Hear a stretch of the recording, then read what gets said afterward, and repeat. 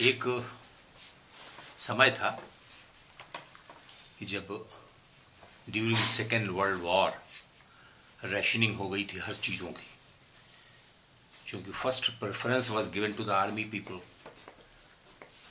तो आर्मी के लिए सारी चीज़ें जाती थी। चीनी उनको चाहिए, केरोसिन ऑयल उनको चाहिए, पेट्रोल उनको चाहिए, मिलों से कपड़े जो बन के आते हैं वो उनको चाहिए।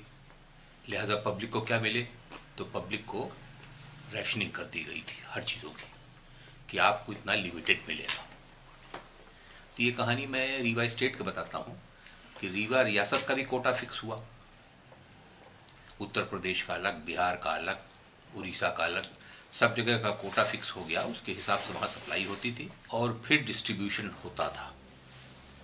ईयर जो तुमने पूछा वो ठीक है, during second world war, that means between 1939 and 43, उस बीच की ये कहानी है।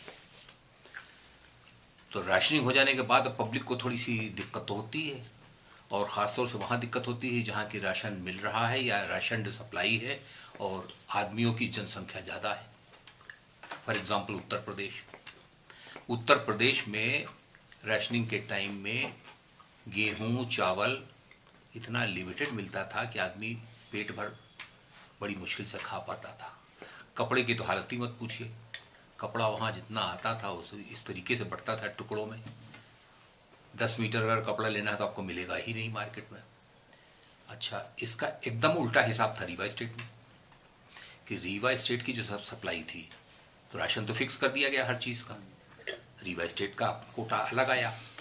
अब रीवा का जो कोटा अलग आया तो यहाँ कपड़े के, अब मैं बताता हूँ कि जो मार्केट में कपड़ा आया और दुकानों में कपड़ा, राशन कपड़ा दिया गया और बताया गया कि आप इतना बेचेंगे इस रेट्स पर, वो रेट्स पर सब फिक्स रहते ही थे।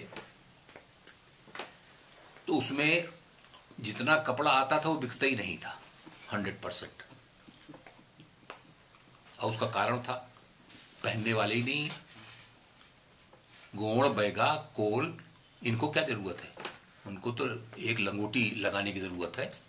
तो उनकी रिक्वायरमेंट इतनी कम थी कि कपड़ा हमारे यहाँ सरप्लस था। तो हमारे मेहमान जो बनारस और इलाहाबाद के आते थे, रीवा और सतना, वो मेहमानदारी करने तो आते थे, साथ साथ कि यहाँ से कपड़ा खरीद के ले जाते थे। आसानी से मिलता था तो हम उनकी मदद करते थे। उन्होंने धोती खरीदी, लंकलाट खरीदी, पैजामे कपड़ा खरीदा और ले गए इलाहाबाद, वहाँ जाकर अपना सिलवाते थे।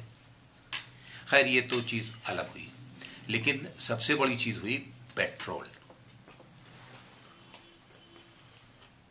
पेट्रोल सप्लाई लिमिटेड थी, रिस्ट्रिक्टेड थी, और गाड़ियाँ बहुत कम थी आज के मुकाबले में, लेकिन उनमें उनको बेचारों को पेट्रोल नहीं मिलता था। तो ऑर्डर हो गया था साहब, पेट्रोल की कोई बस नहीं चल पाएगी, पेट्रोल कार वालों को मिलेगा। अब बस कैसे चले, चलना ही है।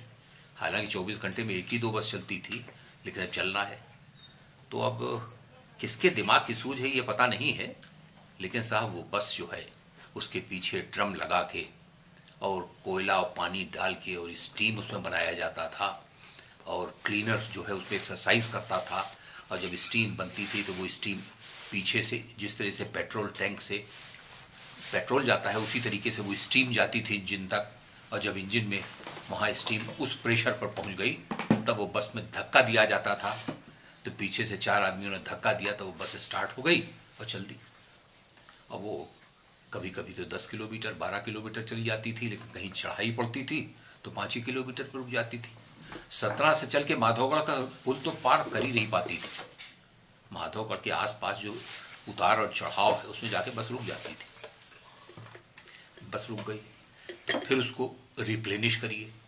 फिर क्लीनर साहब उतरे और उन्होंने उसमें कोयला डाला, पानी डाला, स्टीम तैयार किया और फिर चल दिया। तो रामपुर तक पहुंच गए, रामपुर से चले तो बेला पहुंच गए, बेला पहुंच के रीवा पहुंच गए। मुझे ऐसा ख्याल है कि 10 आने में हम रीवा जाते थे, और 10 आने में एक सवारी का लगता था, और सवेरे 9 बजे करीब अगर वो बस चलती थी तो शाम को 5 बजे तक पहुंचा देती थी, अंधेरा के होते के पहले पहले। तो करीब 8 घंटे या 9 घंटे या 10 घंटे का सफ़र रहता था। हाँ, 56 किलोमीटर। और बड़ा सुंदर लगता था। वो समय वही था कि उसमें चलना ही पड़ता था मजबूरी में। 10 आने में रीवा पहुंच जाते थे।